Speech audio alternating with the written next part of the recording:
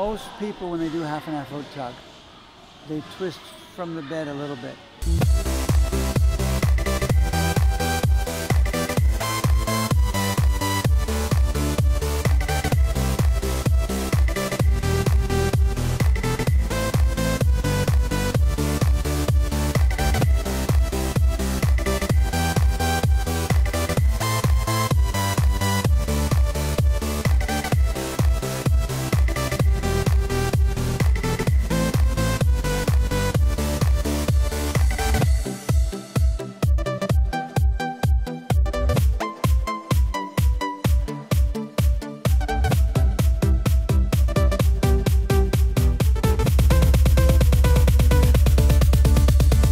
I'm here for some clinics with the National, Netherlands Congress for trampoline, or maybe gymnastics and trampoline.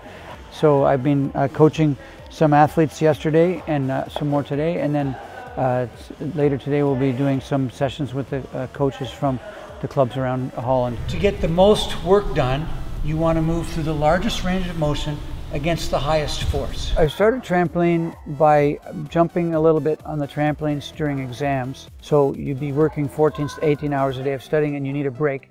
And I was a gymnast, so I would go into the gym. I didn't have time for gymnastics workouts, so I'd go on the trampoline, play for 45 minutes, one turn, nobody else, me jumping for 45 minutes, and then go back and study.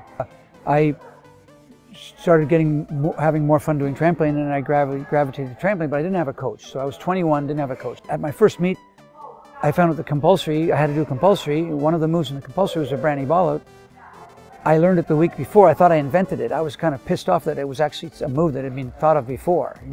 So I was completely in the dark training on my own, and I thought, wouldn't it be nice to have other people that knew the names of the moves that we could train with and throw them out for each other, and have a club where people just were keen on trampoline? That would be wonderful. I'd like that one day. Well, years ago I was involved with gymnastics clubs, and we were trampoline was a part of a gymnastics club, and we were always in the corner, given no budget and no interest and so on, and gymnastics was big. And my coaching style evolved to develop an athlete that would be peaking at 25, say, or something like this, and the gymnastics and women's is peaking at about 15. So over time I realized that my philosophy was quite different from their philosophy. So at this one club, they would look at me and they go like, "Oh, you don't have control of your class. It's like anarchy, it's craziness. Like, you should be in charge of your class and be more strict. You should keep the kids under control and give them a tight fist. You got to keep them on tight reins and keep them under total control." And I'm looking at them and I'm thinking, they're kind of idiots. They don't spend any time thinking about developing the self-confidence of their athletes. They're just keeping them under, control, but they're not giving them a chance to grow, right? And I realized that I had a different coaching style than they did. Style A coaching is like the traditional drill sergeant. So you're like, "All right, everybody, push-ups now. Get down there. Okay, go up, hop, go run here, roll there. They'll do this, do that." Okay, sort of coaches in charge, right? Sometimes the successful coaches are the ones who are the most loud and noisy, and so everybody's copying them, and that's the sort of style A coaching. In style B coaching, you assume that athletes might grow up to be bigger, stronger, smarter, more motivated than you are. Maybe not, maybe some will, some won't, some in certain skills. So sometimes they'll bring something to the table that you don't have demand from them as a coach, and you recognize that it's not about what the coach knows, it's about what the athlete can learn.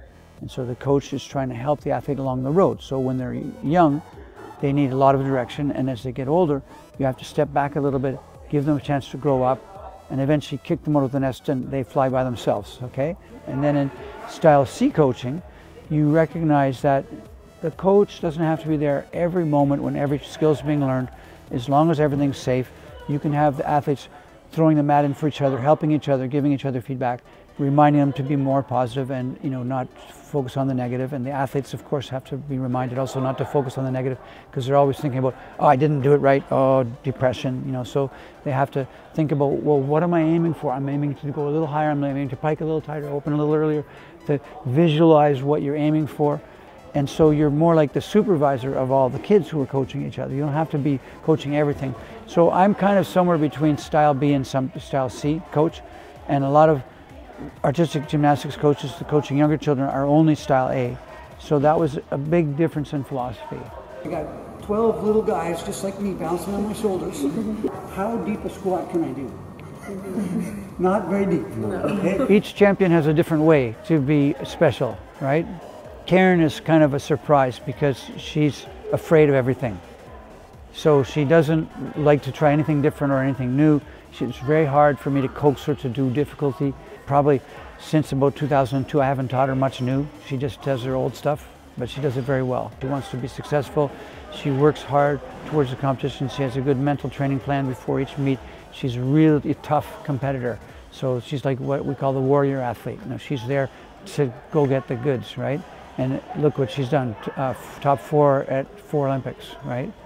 And top 3 at 3 Olympics. So brilliant career.